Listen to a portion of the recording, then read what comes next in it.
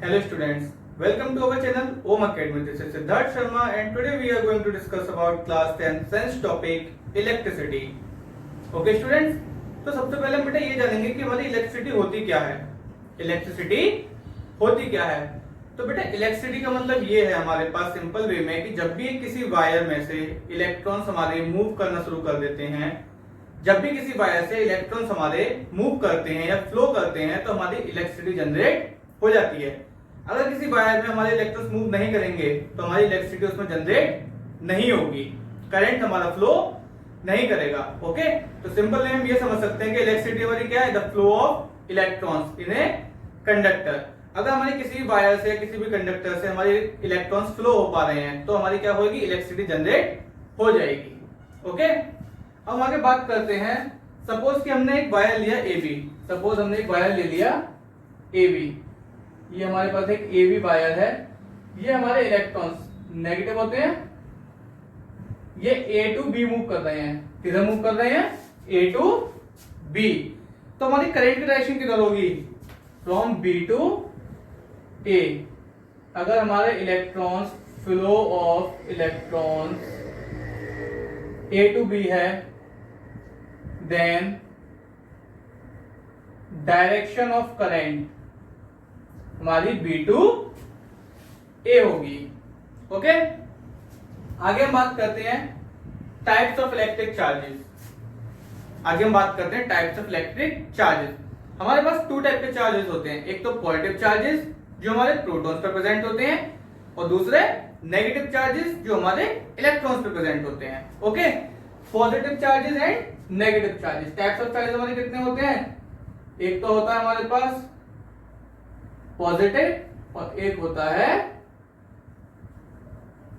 Negative. एक हमारे पास positive charge होता है और एक नेगेटिव चार्ज होता है। तो जो हमारा पॉजिटिव चार्ज होता है ये तो हमारा प्रोटॉन्स पे प्रेजेंट होता है और जो नेगेटिव चार्ज होता है हमारा वो इलेक्ट्रॉन्स पे प्रेजेंट होता है। किससे प्रेजेंट होता है? इलेक्ट्रॉन्स पे। ठीक है, positive charge and negative charge.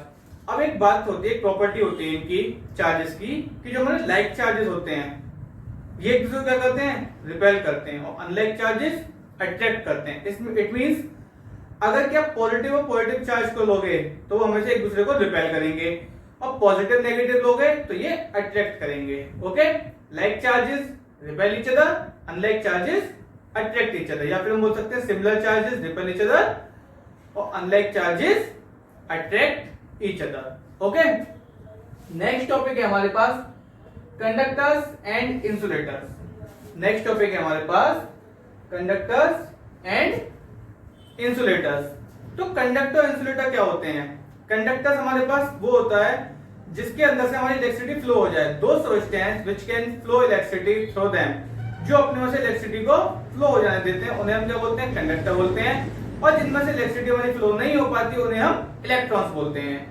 जिनमें से हमारी इलेक्ट्रिसिटी फ्लो हो जाती है उन्हें हम कंडक्टर्स बोलते हैं, जिनमें इलेक्ट्रिसिटी फ्लो नहीं हो पाती उन्हें हम इंसुलेटर्स बोलते हैं। बहुत सिंपल डेफिनेशन होती है, 6th 7th 8th क्लास हम लोग पढ़ते आ रहे हैं। कंडक्टर्स क्या होते हैं? हमारे दो substance through which electricity can flow, जिससे हमारी इलेक्ट्रिसिटी फ्लो हो जाए, और दो substance through which electricity can not flow, जिनसे हमारी इलेक्ट्रिसिटी फ्लो नहीं हो पाए, उन्हें हम क्या बोलेंगे? इंसुलेटर बोलेंगे। ठीक है, अब ऐसी कौन सी चीज होती है जो किसी भी सब्सटेंस को कंडक्टर बनाती है या इंसुलेटर बनाती है? ऐसी एक क्वेश्चन बनता है बोर्ड के लिए कि ऐसी कौन सी चीज है जो किसी भी सब्सटेंस को कंडक्टर बनाती है या इंसुलेटर बनाती है? तो वो होते हैं हमारे बेटा फ्री इलेक्ट्रॉन्स। क्या होते हैं? फ्री इलेक्ट्रॉन्स किसी भी सब्सटेंस के। अगर हमारे किसी भी सब्सटेंस के अंदर फ्री इलेक्ट्रॉन्स हैं तो वो सब्सटेंस हमारा कंडक्टर बन सकता है, अदरवाइज वो कंडक्टर नहीं हो सकता। क्योंकि जब तक इलेक्ट्रॉन्स फ्री नहीं होंगे तो वो हमारे एक पॉइंट से दूसरे पॉइंट तक मूव नहीं करेंगे। जब तक वो फ्री नहीं होंगे तब तक वो एक पॉइंट से दूसरे पॉइंट तक मूव नहीं करेंगे, तो हमारा करंट पास नहीं होगा, इलेक्ट्रिसिटी फ्लो नहीं हो पाएगी। यानी कि हमारी इलेक्ट्रिसिटी किसके ऊपर डिपेंड करती है? Flow of electrons. अगर इलेक्ट्रॉन्स फ्लो नहीं करेंगे तो हमारी इलेक्ट्रिसिटी भी फ्लो नहीं हो पाएगी। इसीलिए कोई भी सब्सटेंस अगर कंडक्टर है तो उसके अंदर प्रेजेंस ऑफ फ्री इलेक्ट्रॉन्स है। तो अगर एक क्वेश्चन आता है 1 मार्क्स में कि which thing makes an substance conductor, कौन सी चीज है जो किसी भी सब्सटेंस को कंडक्टर बनाती है? तो वो होती है हमारी प्रेजेंस ऑफ फ्री इलेक्ट्रॉन्स। क्या होता है? Presence of free electrons. Okay, आगे हमें दे रखा है static electricity and current electricity. Next topic क्या है हमारे पास, static electricity and current electricity. Okay, तो स्टैटिक इलेक्ट्रिसिटी हमारे पास वो होती है जिसमें हमारे इलेक्ट्रिक चार्जेस रेस्ट में होते हैं, स्टेशनरी होते हैं, they do not move. Such type of electricity in which electric charges are in rest, और we can say that electric charges are stationary. Okay, so such type of electricity is called static electricity, in which charges do not move from one position to another. Suppose हम एक example लेते हैं कि हम जब silk cloth से glass rod को या एबोनाइट रॉड को रब करते हैं तो उस पर चार्ज प्रोड्यूस हो जाता था। उस केस में हमारा चार्ज जिस जगह प्रोड्यूस होता है वो उसी जगह होता है, हमारा कभी वो मूव नहीं करता। इसलिए हम उस टाइप की इलेक्ट्रिसिटी को क्या बोलेंगे, स्टैटिक इलेक्ट्रिसिटी बोलेंगे। बात करेगा करंट इलेक्ट्रिसिटी की, तो करंट इलेक्ट्रिसिटी हमारी वो होती है जिसमें चार्जेस हमारे मूव करते हैं, यानी कि हमारे घरों में लाइट आ रही है, the electricity which comes in our homes are an example of current electricity. यानी कि जो हमारे घरों में लाइट आ रही है वो हमारी किसकी एग्जांपल होती है, करंट इलेक्ट्रिसिटी का। ओके, बहुत माइनर डिफरेंस होता है। स्टैटिक इलेक्ट्रिसिटी में क्या होता है, चार्जेस हमारे मूव नहीं करते हैं, और करंट इलेक्ट्रिसिटी में चार्जेस हमारे मूव करते हैं। हमारे घरों में जो लाइट आ रही है वो करंट इलेक्ट्रिसिटी होती है। Okay, most important topic, what is electric potential? The amount of work done in moving a unit positive charge from infinity to that point। यानी कि इलेक्ट्रिक पोटेंशियल की जो डेफिनेशन होती है हमारे पास वो क्या होती है, बहुत सिंपल है कि इलेक्ट्रिक फील्ड के अंदर इंफिनिटी से हमें एक पर्टिकुलर पॉइंट तक एक यूनिट चार्ज को मूव कराने के लिए जितना अमाउंट ऑफ वर्क डन होता है उसे हम क्या बोलते हैं, इलेक्ट्रिक पोटेंशियल बोलते हैं। The amount of work done in moving a unit positive charge from infinity to that point in an electric field. एक इलेक्ट्रिक फील्ड के अंदर इंफिनिटी से एक पर्टिकुलर पॉइंट तक एक यूनिट चार्ज को मूव कराने के लिए जितना अमाउंट ऑफ वर्क डन होता है उसे हम क्या बोलते हैं, इलेक्ट्रिक पोटेंशियल बोलते हैं। अगर आगे बात कर रहे हैं पोटेंशियल डिफरेंस, अब डिफरेंस की बात आ गई ना, दोनों में वर्क का पोटेंशियल ही है, बस यहाँ पर क्या आ गया, डिफरेंस आ गया। इट मींस अब जो दोनों पॉइंट होंगे वो हमारे पास फिक्स होंगे, हमें पता होगा कि हमें इस पॉइंट से इस पॉइंट तक एक यूनिट चार्ज को मूव कराना है। तो पोटेंशियल डिफरेंस की जो डेफिनेशन होती है वो होती है the amount of work done in moving a unit positive charge from one point two another point. यानी कि अब हमारे पास एक पॉइंट से दूसरे पॉइंट तक, इलेक्ट्रिक पोटेंशियल में हम इंफिनिटी टू दैट पॉइंट लाते थे, लेकिन पोटेंशियल डिफरेंस में क्या करेंगे, from one point two another, यानी कि एक पॉइंट से दूसरे पॉइंट तक लाने में एक यूनिट पॉजिटिव चार्ज को मूव कराने में जितना अमाउंट ऑफ वर्क डन होगा उसे हम बोलेंगे पोटेंशियल डिफरेंस। ओके, फॉर्मूला होता है हमारे पास पोटेंशियल डिफरेंस का, potential difference is equal to work done upon quantity of charge move. तो पोटेंशियल डिफरेंस का फॉर्मूला होता है हमारे पास, potential difference is equal to work done upon quantity of charge move. Potential difference को denote करते हैं V से, पोटेंशियल डिफरेंस को डिनोट करते हैं V से। तो फॉर्मूला बनेगा हमारे पास एक सिंपल बिल्कुल, V is equal to work done W upon charge को हम किससे डिनोट करते हैं, Q से। V is equal to W upon Q, ये हमारा हो जाएगा फॉर्मूला पोटेंशियल डिफरेंस का। यहां पे जो हम बात कर रहे थे इलेक्ट्रिक चार्ज की, तो चार्ज की जो यूनिट होती है, एसआई यूनिट कितनी होती है, एसआई यूनिट ऑफ चार्ज क्या होती है हमारे पास, कूलाम, और इसको डिनोट करते हैं हम चार्ज को Q से। इलेक्ट्रिक चार्ज की एसआई यूनिट होती है हमारे पास कूलाम, और इसको डिनोट करते हैं हम Q से। ओके, अब हमारे पास पोटेंशियल का फॉर्मूला होता है V is equal to W upon Q। हमें इसी फॉर्मूले के बेस पे कुछ न्यूमेरिकल्स सॉल्व करने होंगे। हमें पहला न्यूमेरिकल दे रखा है, how much work is done in moving a charge of 2 coulomb.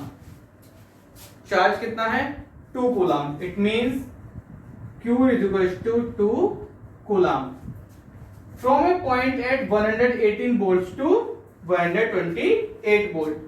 Potential difference हमें पता था ना कि दोनों पॉइंट फिक्स होते हैं, तो हमें कितने रखे, 128 और 118।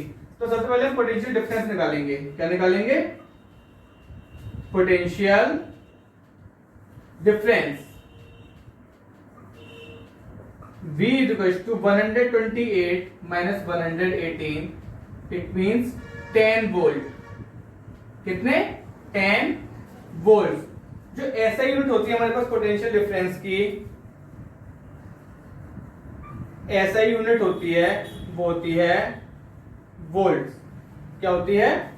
वोल्ट। ओके, पोटेंशियल डिफरेंस का अनदर नेम जो होता है वो वोल्टेज भी होता है। कई जगह हम पोटेंशियल डिफरेंस को वोल्टेज भी बोलते हैं, तो हम पोटेंशियल डिफरेंस को वोल्टेज भी बोल सकते हैं।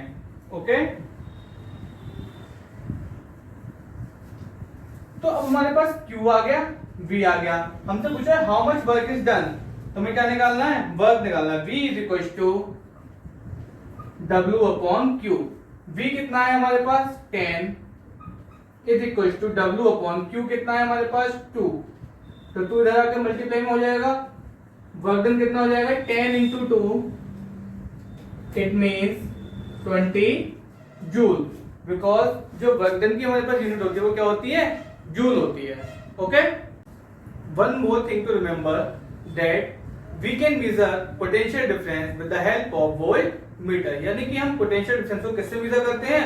वोल्ट मीटर से। ओके स्टूडेंट्स, हमारा नेक्स्ट टॉपिक है इलेक्ट्रिक करंट।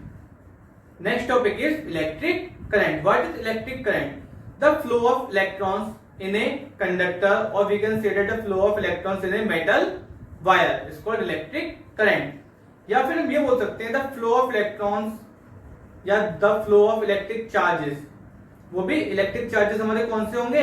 इलेक्ट्रॉन्स। इसलिए हम डायरेक्टली सिंपल में यही बोलेंगे the flow of electrons in a wire is called electric current.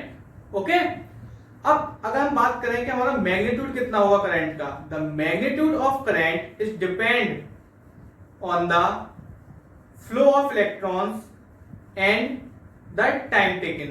It means अगर हमारे एक सेकंड में 20 इलेक्ट्रॉन्स फ्लो हो रहे हैं तो हमारा जो मैग्नीट्यूड होगा करंट का वो कितना निकलेगा? 20 एम्पियर। बिकॉज एम्पियर क्या होती है? करंट की एसआई यूनिट होती है। इलेक्ट्रिक करंट की यूनिट क्या होती है हमारे पास? एम्पेयर। डिनोट करते हैं ए से। करंट को हम डिनोट करते हैं बेटा आई से। करंट को डिनोट करते हैं हम आई से। यूनिट होती है हमारे पास ऐसा यूनिट करंट की एम्पेयर। ओके, फॉर्मूला होता है I is equal to Q upon T. इसीलिए हम बोलते हैं कि हमारे पास एक यूनिट टाइम में या यूनिट सेकंड में कितना अमाउंट ऑफ इलेक्ट्रॉन्स हमारे उसमें से फ्लो कर जाएंगे वायर में से, वही हमारा इलेक्ट्रिक करंट कहलाएगा। सपोज कि हमें बोला है कि हमारे पास 20 कूलम्स चार्ज हमारा 1 मिनट में फ्लो कर रहा है। 20 कूलम चार्ज हमारा 1 मिनट में फ्लो कर रहा है। तो हमारा फॉर्मूला होता है I is equal to Q upon T। Q कितना है? 20। T कितना है? 1 मिनट। इसको भी सेकंड में निकालेंगे, it means 20 upon 60। We will get 1/3 ampere. यानी कि करंट का मैग्नीट्यूड जो हमारा डिपेंड करता है वो करता है किसी भी वायर में कितने इलेक्ट्रॉन्स फ्लो हो रहे हैं पर यूनिट सेकंड। एक सेकंड के अंदर जितने इलेक्ट्रॉन्स हमारे फ्लो कर रहे होंगे उतना ही हमारा करंट का मैग्नीट्यूड होगा। Okay, the flow of electrons in per unit time, ये भी हम इसे बोल सकते हैं उसके मैग्नीट्यूड के लिए। The flow of electrons electric charges in a wire in a conductor is called electric current. और मैग्नीट्यूड होता है हमारा कि उसके एक यूनिट सेकंड के अंदर कितने इलेक्ट्रॉन्स हमारे फ्लो कर रहे हैं, वो होगा उसका मैग्नीट्यूड। और फॉर्मूला होता है हमारा I is equal to Q upon T। Current को डिनोट करते हैं हम I से।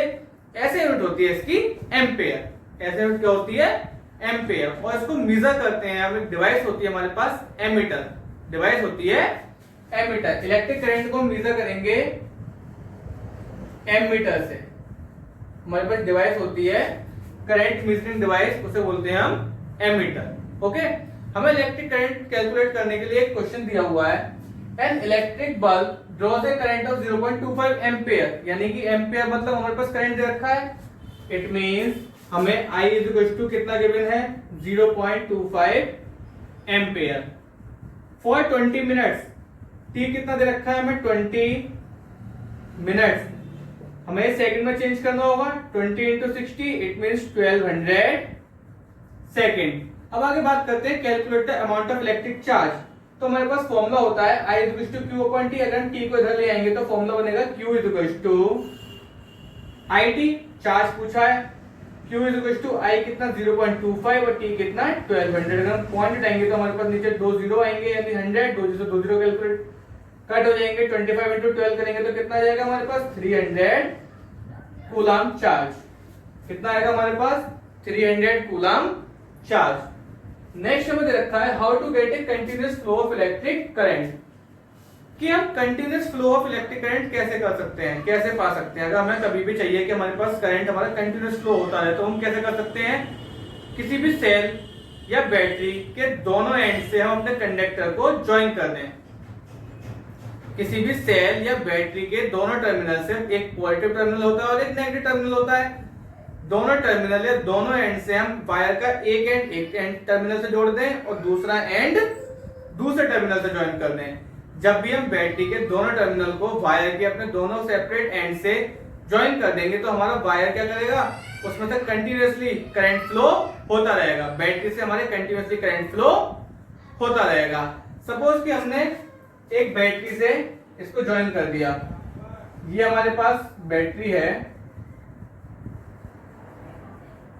यहां पर हमने एक बल्ब रख दिया। अब हम बात करें ये पॉजिटिव टर्मिनल नेगेटिव टर्मिनल, तो ये हमारा बल्ब ग्लो करता रहेगा, कंटिन्यूअसली ग्लो करेगा। किस केस में, जब हमारे पास इस वायर के दोनों एंड, एक इस एंड से और एक इस एंड से कनेक्ट रहेंगे। जब तक हमारे वायर के दोनों एंड बैटरी या सेल के दोनों एंड से कंटिन्यूअसली कनेक्ट रहेंगे तब तक हमारा बल्ब कंटिन्यूअसली ग्लो करता रहेगा। ओके, नेक्स्ट हमें दे रखा है direction of electric current. Okay, तो हमारे पास जो डायरेक्शन होती है इलेक्ट्रिक करंट की वो हमेशा positive terminal to negative terminal होती है। सपोज कि हमारे पास ये है एक कंडक्टर, ये इसके अंदर हमारे पास इलेक्ट्रॉन्स दे रखे हैं, नेगेटिव चार्ज होता है इलेक्ट्रॉन्स का। ओके, ये हमारे कनेक्टेड हैं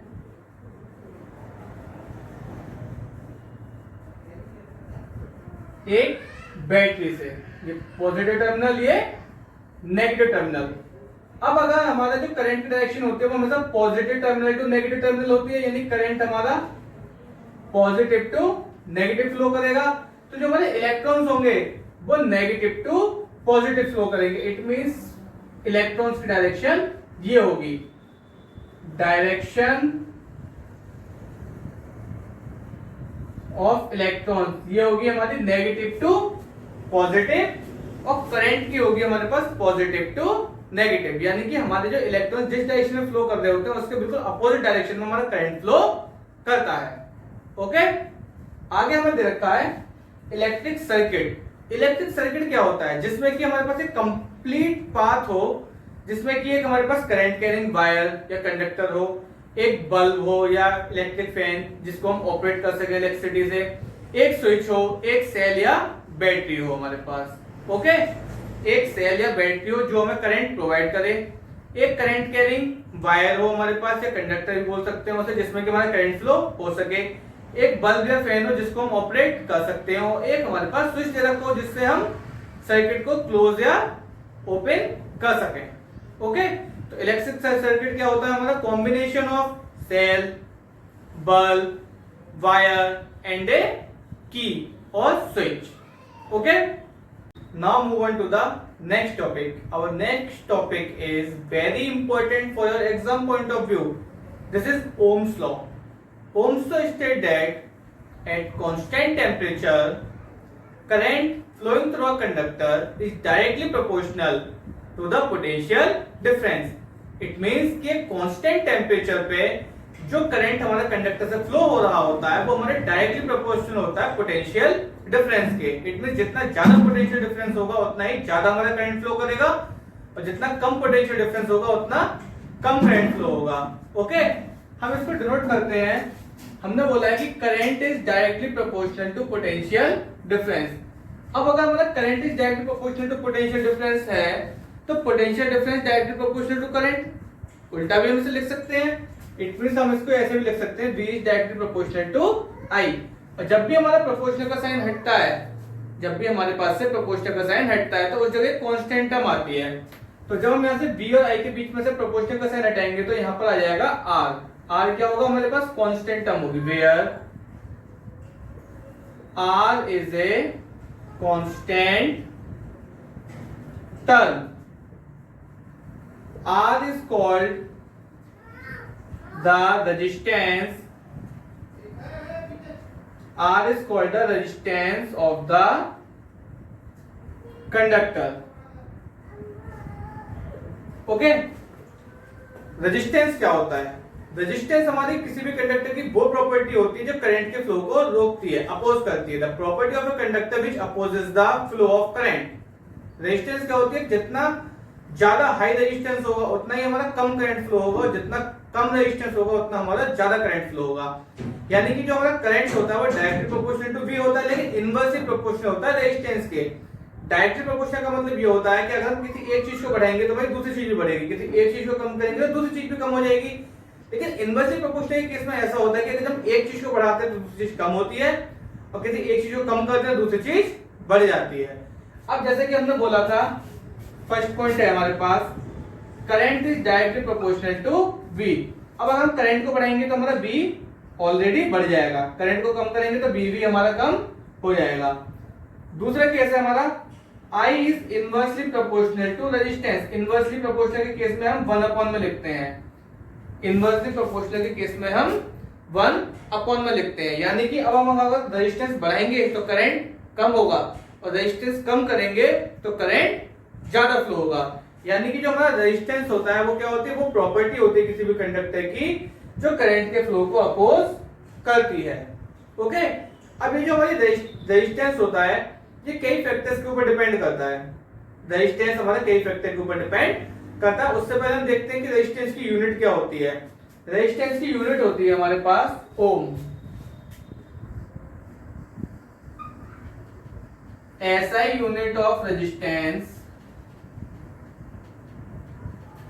इज ओम। हम इसको इस तरीके से डिनोट भी कर देते हैं सिंबल में। ओके, ये हमारे पास रेजिस्टेंस की SI यूनिट होती है। ओके स्टूडेंट्स, अभी हमने बात करी थी रेजिस्टेंस के बारे में। अब हम आगे डिस्कस करते हैं कि कौन कौन से फैक्टर होते हैं जो हमारे कंडक्टर के अंदर रेजिस्टेंस को अफेक्ट करते हैं। रेजिस्टेंस क्या था हमारा, वो प्रॉपर्टी कंडक्टर की जो करंट के फ्लो को अपोज करती है। बात करते हैं ऐसे कौन कौन से फैक्टर्स होते हैं हमारे जो रेजिस्टेंस को अफेक्ट करते हैं। पहला दे रखा है लेंथ ऑफ वायर या कंडक्टर। अगर हमारी लेंथ बढ़ेगी तो रेजिस्टेंस भी बढ़ेगा, और लेंथ हमारी कम होगी तो रेजिस्टेंस भी कम होगा। इसका मतलब जो हमारी लेंथ होती है वो रेजिस्टेंस के डायरेक्टली प्रोपोर्शनल होती है। It means resistance is directly proportional to length of conductor.